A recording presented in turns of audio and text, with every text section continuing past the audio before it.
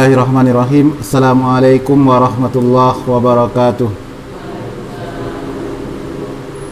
Innal hamdalillah nahmaduhu wa nasta'inuhu wa nastaghfiruhu wa na'udzu billahi min shururi anfusina wa min sayyiati a'malina. May yahdihillahu fala mudilla lahu wa may yudlilhu fala hadiya lahu.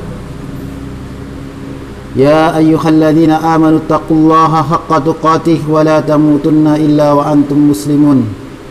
Wa qala Allah ta'ala fi ayatin ukhra fatazawwadu fa inna khairaz zadi taqwa. Jamaah hadirin sidang salat Isya yang dimuliakan oleh Allah Subhanahu wa taala. Alhamdulillah pada kesempatan malam hari ini kita bisa melaksanakan ibadah salat Isya secara berjamaah di masjid ini. Kemudian kita lanjutkan kajian ya dalam rangka melaksanakan salah satu ayat Allah Subhanahu wa taala dalam Al-Qur'an, wa tawasau bil haqqi wa tawasau bis sabr. Nasihat menasihati dalam hal kebenaran dan nasihat menasihati dalam hal kesabaran. Jamaah hadirin sidang salat Isya yang dimuliakan Allah Subhanahu wa taala. Nabi sallallahu alaihi wasallam adalah mempunyai ya di antara paman Rasulullah sallallahu alaihi wasallam ya ada yang masuk Islam. Seperti misalkan Abbas, kemudian Hamzah radhiyallahu anhuma. Ya, itu adalah paman Rasulullah sallallahu alaihi wasallam, yaitu Hamzah dan Abbas. Ada juga paman Rasulullah sallallahu alaihi wasallam yang tidak masuk Islam. Bapak Ibu sekalian yang berbahagia, tetapi paman beliau ini adalah orang yang senantiasa membantu Rasulullah sallallahu alaihi wasallam di dalam dakwah. Bahkan ketika ada orang-orang kafir Quraisy ya ingin ingin menyakiti Rasulullah sallallahu alaihi wasallam, maka pamannya yang pertama kali menolongnya. Tetapi ada paman Rasulullah SAW yang paman beliau ini adalah ya orang yang paling memusuhi Rasulullah SAW, yaitu siapa namanya? Ya, ada satu surat menjelaskan tentang ya paman beliau ini, yaitu namanya disebut dengan Abu Lahab. Maka ada satu surat yang menjelaskan tentang karakter Abu Lahab ini, Bapak Ibu sekalian yang berbahagia. Baik, kita baca dulu ayatnya, suratnya. A'udzu billahi minasyaitonir rajim. Tabbat yada Abi Lahabi wa tab. Bismillahirrahmanirrahim. Tabbat yada Abi Lahabi wa tab. Ma aghna anhu maluhu wa ma kasab. Sayasla naran dzata lahab. Wa imra'atuhu hammalatal hatab. Fi jidha hablum mim masad. Bapak Ibu sekalian yang berbahagia ya, surat ini turun berkenaan tentang Abu Lahab. Ketika pada saat itu Rasulullah SAW berada di atas bukit, kemudian mengatakan kepada kaumnya, karena Rasulullah SAW akan menyampaikan dakwah ya ketika di Mekah secara terang-terangan, maka Rasulullah SAW mengatakan kepada kaumnya, wahai kaumku ya, apakah kalian percaya, kata Rasulullah SAW, bahwa di balik bukit ini ada suatu pasukan yang akan menghancurkan kalian, kata Rasulullah SAW. Maka kemudian mereka menjawab, iya. Ma jarrabna alaika kadziban mundu nash'atika hatal an. Saya Muhammad, kata mereka, tidak pernah mendengar kamu berdusta ya sejak kamu kecil sampai kamu sekarang. Ya. Kemudian setelah itu Rasulullah SAW melemparkan beberapa pertanyaan kepada kaumnya. Maka pada saat itu kemudian ya Rasulullah SAW berkata, apakah kalian percaya, kata Rasulullah SAW, setelah nanti kita ini mati, kemudian setelah kita mati nanti kita akan dibangkitkan lagi oleh Allah ya. Maka pada saat itu Abu Lahab ya berkata, paman Rasulullah SAW ini berkata, tabban laka ya Muhammad alihada jama'tana. Muhammad, kata Abu Lahab, celaka kamu, apakah karena ini kita dikumpulkan? Ya. Maka turunlah ayat ini, Bapak Ibu sekalian, tabbat yada Abi Lahabi wa tab. Apa itu tabbat? Celaka, binasa, ya. Kecelakaanlah ya kepada kedua tangan Abu Lahab. Ya. Kenapa disebut dengan tangan? Ya. Celakalah kedua tangan Abu Lahab. Ya. Kemudian watap yang kedua adalah ya, diterima doanya. Watap yang pertama doa. Tabat yang pertama adalah doa. Tabat yang kedua itu adalah bahwa doa, ya, bahwasanya Abu Lahab itu memang benar-benar celaka. Celakalah kata Allah Subhanahu wa taala kedua tangan Abu Lahab, karena tangan ini Bapak Ibu sekalian adalah alat, ya, bisa digunakan untuk memukul, melempar seseorang, memukul seseorang adalah tangan. Abu Lahab ini adalah seorang bangsawan, ya. Bahkan disebutkan dalam sebuah sirah bahwasanya Abu Lahab ini mempunyai wajah yang tampan, Bapak Ibu sekalian. Jadi antara paman Nabi SAW itu adalah disebut Lahab karena wajahnya memang kemerah-merahan. Dia adalah orang kaya, bangsawan terkenal di kota Mekkah. Istrinya juga begitu, Ummu Jamil, ya, terkenal juga bangsawan. Tetapi dua-duanya suami istri sama-sama memusuhi Rasulullah SAW dalam dakwahnya. Maka apa kata dalam ayat berikutnya? Ma'aghna anhu maluhu wa ma kasab. Ma'aghna anhu maluhu wa ma kasab. Ya. Tidak ada manfaatnya, kata Allah Subhanahu wa taala, harta Abu Lahab wa ma kasab. Kasab ini diartikan oleh ulama tafsir adalah anak-anaknya.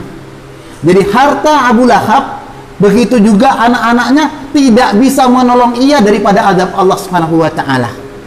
Kenapa kok begitu?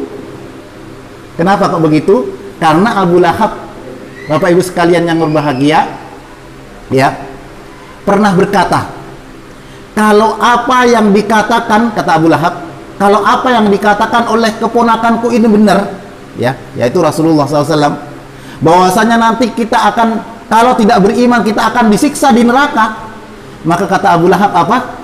Saya akan tebus itu dengan harta dan anak-anak saya supaya saya selamat dari neraka Allah Subhanahu wa taala. Kata Abu Lahab. Maka dengan itulah Allah Subhanahu wa taala menurunkan ma'aghna anhu maluhu wa ma kasab.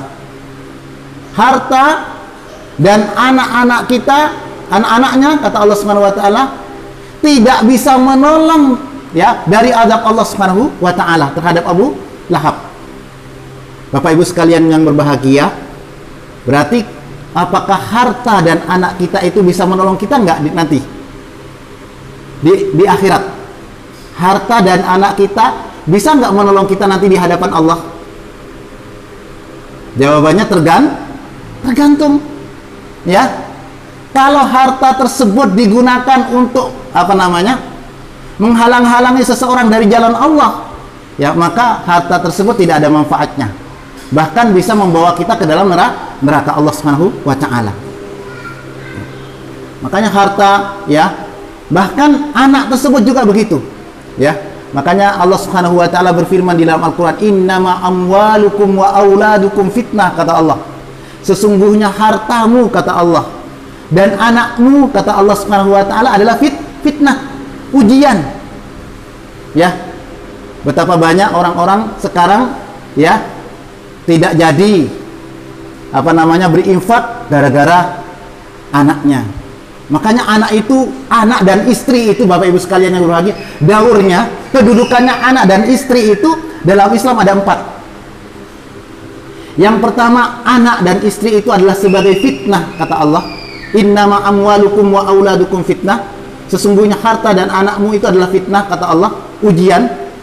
Kemudian yang kedua adalah, ya, sesungguhnya ada sebagian anak dan istrimu, kata Allah Subhanahu wa taala, aduwwul lakum, musuh bagimu, fahdharuhum, kata Allah. Maka hati-hati kamu, kata Allah Subhanahu wa taala. Kemudian yang ketiga adalah sebagai zina, sebagai perhiasan. Jamaah hadirin sidang salat Isya yang dimuliakan oleh Allah Subhanahu wa taala, maka kapan anak tersebut, ya, kapan harta kita akan menolong kita setelah kita mati? Ya, kapan anak kita dan harta kita bisa menolong kita ketika kita sudah meninggal. Ya, salah satunya adalah sabda Rasulullah SAW bahwa harta yang menolong kita itu adalah ketika kita sudah meninggal, harta yang kita apakan? Kita infakkan di jalan Allah, kita sedekahkan di jalan Allah. Begitu juga dengan anak. Kalau kita mendidik anak kita ya di atas ketaatan kepada Allah, diajari dari kecil akidah yang benar, dari kecil bagaimana anak kita hafal Al-Quran, maka ketika kita meninggal ya, maka doa anak tersebut ya akan sampai kepada kita walaupun kita di alam kuburan. Makanya kadang-kadang kita mungkin kalau kita sudah meninggal, kita sudah tidak bisa salat lagi, kita sudah tidak bisa berpuasa lagi, kita tidak bisa baca Al-Quran lagi. Tetapi ya kita berharap mudah-mudahan ya kita bisa mempunyai anak-anak soleh ya, kita bisa mempunyai harta yang kita infakkan di jalan Allah sehingga hal tersebut bisa menolong kita sampai terus kepada kita walaupun kita meninggal dunia. Begitu juga dengan Abu Lahab ya, ma aghna anhu maluhu wa ma kasab, hartanya tidak bisa menolongnya ya, anak-anaknya tidak bisa menolongnya. Sayasla naran dzata lahab, kata Allah Subhanahu wa taala, akan kami masukkan ia, kata Allah Subhanahu wa taala, Abu Lahab itu akan kami masukkan ke dalam api yang menyala-nyala. Bapak Ibu sekalian yang berbahagia, api di dunia ya, api yang ada di dunia ini kalau kita sentuh panas enggak kira-kira? Kuat enggak kira-kira kita dibakar di api ini 2 menit atau 3 menit, terbakar enggak kira-kira? Enggak, terbakar ya, panas. Bisa jadi kita mungkin, waduh ya, jangankan 1 menit ya, 2 menit, sebentar saja kasih korek api, sakitnya minta ampun. Itu api dunia, Bapak Ibu sekalian yang berbahagia. Bagaimana dengan api di akhirat? Ya, Rasulullah SAW bersabda bahwasanya api di akhirat itu kelipatannya 70 kali lipat, Bapak Ibu sekalian yang berbahagia, lebih panas dibandingkan api di dunia. Bayangkan ya, 70 kali lipat lebih panas dibandingkan api yang ada di dunia ini. Padahal api di dunia ini sudah panas ya, segala apa ya, sampah sebanyak apapun kalau kita bakar asal dia kering terbakar ya. Bagaimana dengan manusia ya, 70 kali lipat dilipat gandakan oleh Allah Subhanahu wa taala ya, lebih panas. Itu dimasukkan oleh Allah Subhanahu wa taala ya Abu Lahab. Dan orang-orang seperti itu juga, orang-orang yang kebiasaannya seperti Abu Jahal ya, seperti contohnya misalkan menghalang-halangi manusia ya dari jalan Allah Subhanahu wa taala ya, mereka juga akan dimasukkan oleh Allah Subhanahu wa taala bersama Abu Lahab. Apa kata Allah dalam ayat berikutnya? Wa mra'atuhu hammalatal hatab. Istrinya, Bu.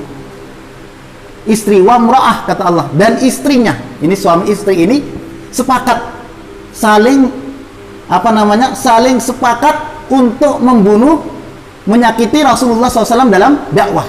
Coba bayangkan ketika di Mekah saat itu umat Islam menjadi minoritas pada saat itu ya, ketika kita lihat ketika Yasir, Bapak Ibu sekalian ya, Sumayyah itu wanita pertama kali masuk Islam di kota Mekah.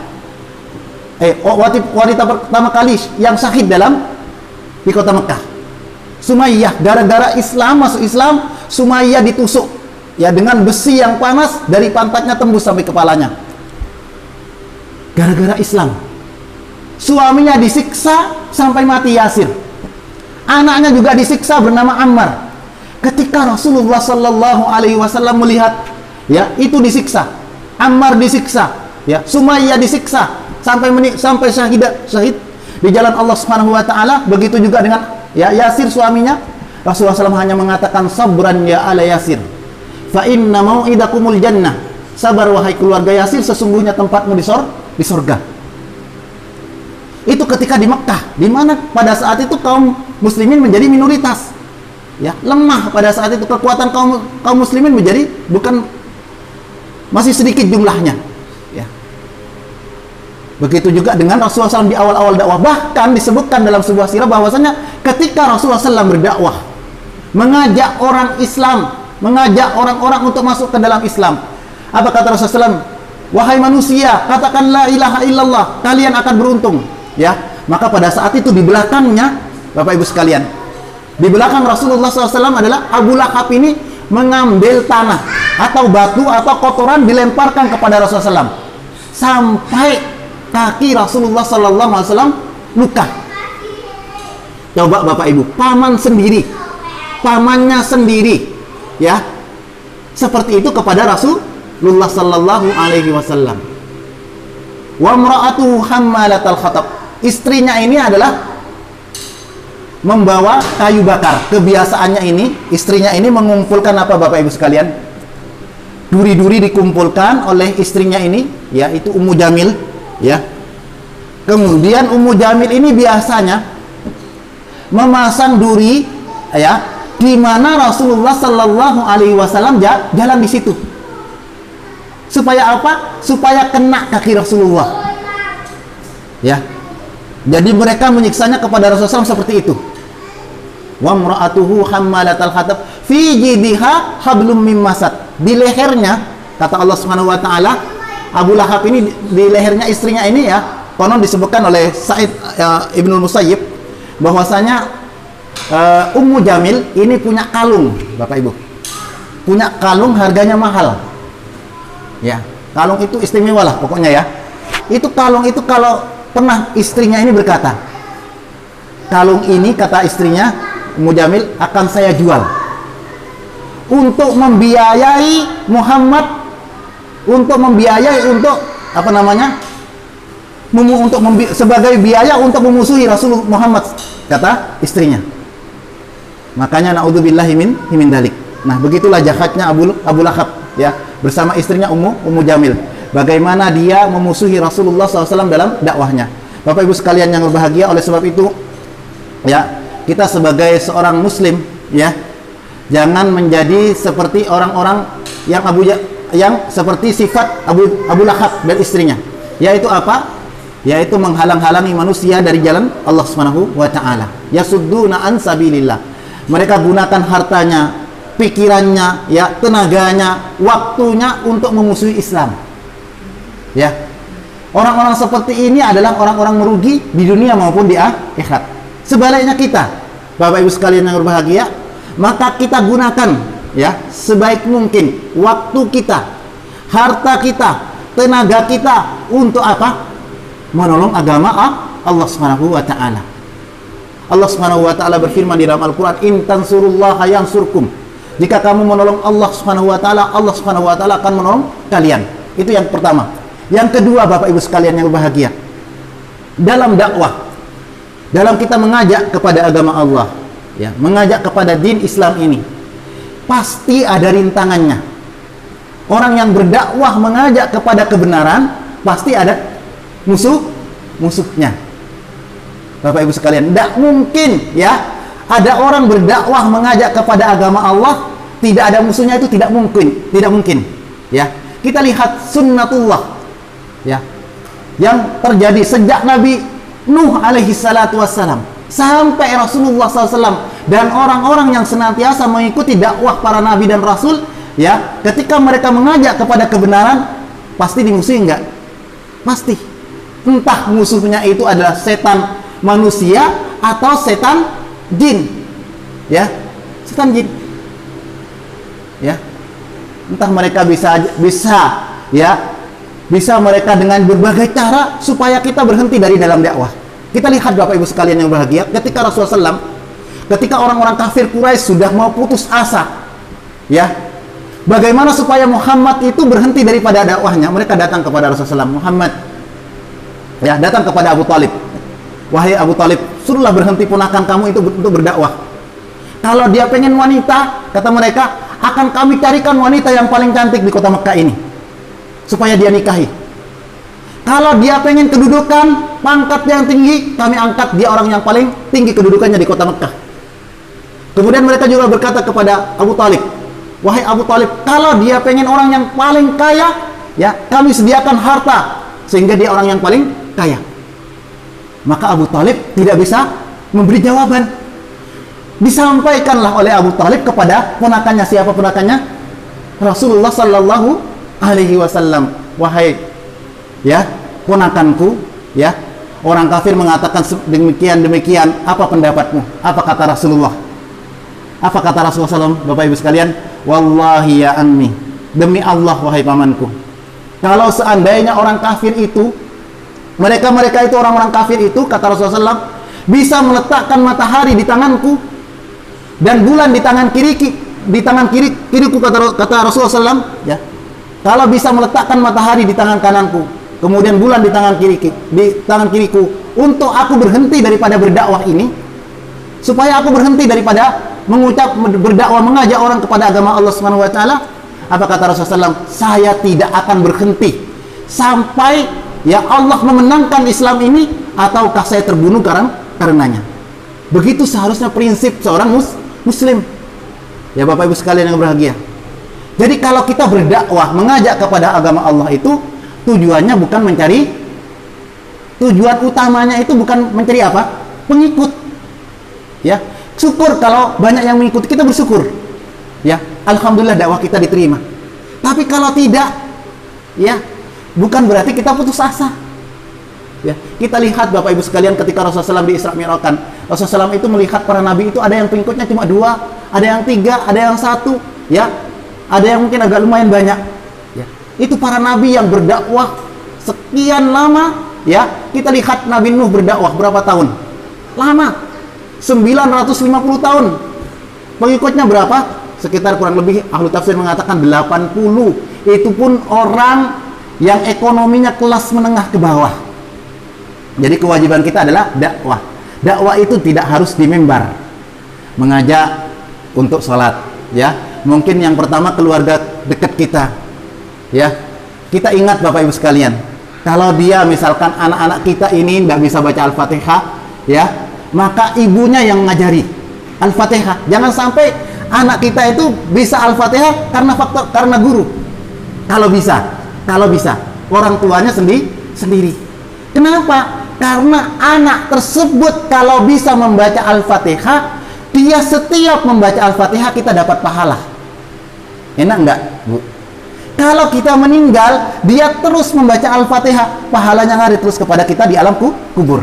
Barang siapa, kata Rasulullah SAW, mengajak kepada kebaikan, maka dia akan mendapatkan pahala dari orang yang mengerjakannya itu tidak akan berkurang sedikit pun. Man dalla ala khairin, kata Rasulullah SAW, barang siapa yang mengajak kepada kebaikan atau mengajarkan kebaikan, kemudian dia amalkan kebaikan tersebut, maka kita akan mendapatkan pahala dan tidak akan berkurang sedikit pun. Bapak Ibu sekalian yang berbahagia, itulah yang mungkin sedikit kami sampaikan. Mudah-mudahan yang sedikit ini, ya, kita bisa bisa memberikan manfaat, ya, kepada diri saya dan kepada jamaah hadirin sekalian yang berbahagia. Sekian, mudah-mudahan bermanfaat. Subhanakallahumma wa bihamdika asyhadu an la ilaha illa anta astaghfiruka wa atubu ilaik. Assalamualaikum warahmatullahi wabarakatuh.